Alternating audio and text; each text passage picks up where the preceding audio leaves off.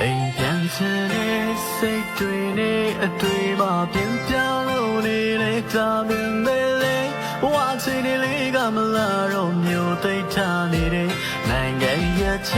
အဝေးမှလေးအလုပ်တွေကြိုးစားလို့နေတဲ့အမေအိမ်လေးမိသားစုငွေတန်းလေးကိုကျွန်တော်လွှမ်းနိုင်လို့အိမ်ပြန်ချင်တဲ့ဒီနေ့မျိုးလေးကျွန်တော်လွမ်းနေအိမ်ပြန်ချင်တဲ့ဒီနေ့မျိုးလေးကျွန်တော်လွမ်းနေအဝေးကမမေးကတော့လိုက်ပါတယ်တာရောအိမ်လေးချမ်းမို့ရှိချစ်တဲ့မွေးချင်တဲ့မနိုင်ငံစီအမြတ်ပြန်လာဖို့ကွယ်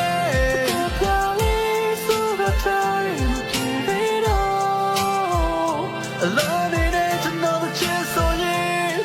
She might just be the